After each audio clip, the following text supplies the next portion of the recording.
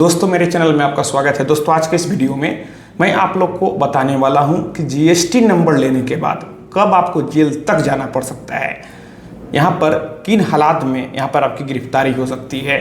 आपको सुनकर बहुत डर लग रहा होगा, लेकिन आपको डरने की ज़रूरत नहीं है। अगर आप सही हैं तो आपको परेशान नहीं होना है। अब आपको किन किन बातों का ध्यान रखना है, मैं आज के इस वीडियो में इसी चीज़ पर दोस्तों डिस्कशन करने वाला हूँ।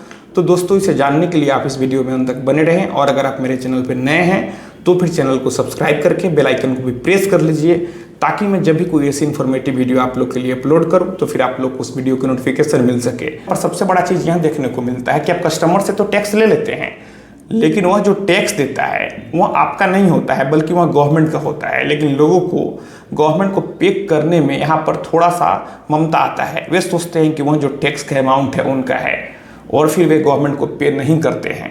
तो यह सबसे बड़ा अपराध है।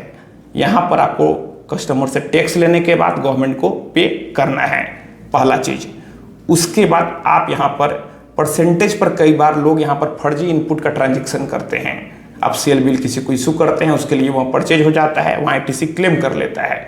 और यहाँ पर आप यह कहें कि फर्जी बिल आप इशू करते हैं तो कोई गलत नहीं होगा, तो यह भी अपने आप में अपराध है। कल को अगर जीएसटी के अधिकारी कोई जांच करते हैं, आप डॉक्यूमेंट छिपाते हैं तो यह भी अपराध है। आप फर्जी तरीके से रिफंड अगर जीएसटी में लेते हैं तो यह भी अपराध है। तो आमतौर पर यही सारे अपराध के श्रेणी में आते हैं। तो यहाँ पर मैं यही कहना चाहता हूँ कि जब आप जीएसटी में पंजीकरण करा लें तो आप पूरा बुक्स ऑफ अकाउंट्स को मेंटेन करें। जो जेन्युइन सेल है, परचेज है, आप वहीं दिखाएं। आप यहाँ पर लोभ के चक्कर में नहीं पड़े, आप इनपुट के चक्कर में कभी नहीं पड़े, आप परसेंटेज लेने के चक्कर में नहीं पड़े। यहाँ पर कई सारे मामले ऐसे सामने आए हैं कि लोग परसेंटेज में यहाँ पर आईटीसी का खरीदारी करते हैं, जो कि बहुत ही बड़ा अपने आप में अपराध है। अब देश के हित में यहाँ पर काम नहीं कर रहे हैं। जो टैक्स पे करते हैं उसी पैसे से गवर्नमेंट आपके लिए काम करती है, लेकिन अगर आप टैक्स की चोरी करते हैं, सरकार के राजस्व को नुकसान पहुँचाते हैं, तो यहाँ अपराध है। इसमें बेल मिलना भी फिर मुश्किल हो जाता है। अब चलिए मैं समझाता हूं। अगर आप 1 करोड़ से नीचे का हेराफेरी करने में पकड़े जाते हैं, आईटीसी का ही चोरी करते हैं, जानबूझकर करते हैं, तो इसमें 6 महीने तक की जेल या फिर फाइन या फिर दोनों हो सकता है। अगर मामला 1 करोड़ से ऊपर और 2 करोड़ के नीचे का है तो इसमें 1 वर्ष तक की जेल या फिर फाइन या फिर दोनों हो सकता है। आमतौर पर गिरफ्तारी रेयर केस में ही होता है, यहाँ पर फाइन लगाकर आपको छोड़ दिया जाता है। जीएसटी का जो सेक्शन 132 है उसमें यहाँ पर यह प्रोविजन है कि अगर मामला 1 करोड़ से नीचे का है तो जेल या फिर फाइन या फिर दोनों हो सकता है, और मामला अगर 1 करोड़ से ऊपर और 2 करोड़ से नीचे का है तो फिर 1 वर्ष तक जेल या फिर फाइन या फिर दोनों हो सकता है। अब यहाँ पर अगर मामला 2 करोड़ से ऊपर और 3 करोड़ से नीचे का है तो फिर 3 वर्ष तक जेल या फिर फाइन या फिर दोनों हो सकता है। मैं आपको बता दूं कि अगर मामला 5 करोड़ से ऊपर का है तो यह कॉग्निजेबल ऑफेंस की श्रेणी में आता है, यानी कि संज्ञेय अपराध है, बहुत गंभीर अपराध है।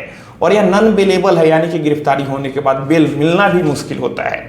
तो इतना लफड़ा में क्यों पड़ना है? लोग यहाँ पर मोह माया में आ जाते हैं, टैक्स पे करने में उन्हें ममता घेरता है, लेकिन कल को आपके लिए वह काल बन जाता है। तो मैं आपको आसान से भाषा में समझा रहा हूँ कि जो भी जेन्युइन सेल है, परचेज आप वहीं करें। कई लोग आपका ब्रेन वॉश करेंगे कि चलो मैं इतना पैसा दिला देता हूँ, तुम इतना बिल इशू कर दो। आपको इन सभी चक्कर में कभी भी भूल कर नहीं पड़ना है। आपको ईमानदारी तरीके से, जेन्युइन तरीके से काम करना है।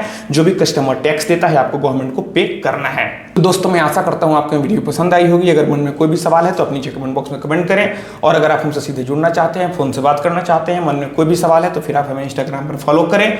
मेरा इंस्टाग्राम पर यूजर नेम है Pritesh1584, आप हमें फॉलो करें, मैसेज करें। और अगर फोन से बात करना है तो फिर इंस्टाग्राम पर ही मैसेज करके अपॉइंटमेंट बुक कर ले। तो दोस्तों हम लोग मिलते हैं अगले वीडियो में एक नए टॉपिक के साथ। तब तक आप अपना और अपने परिवार का ख्याल रखें।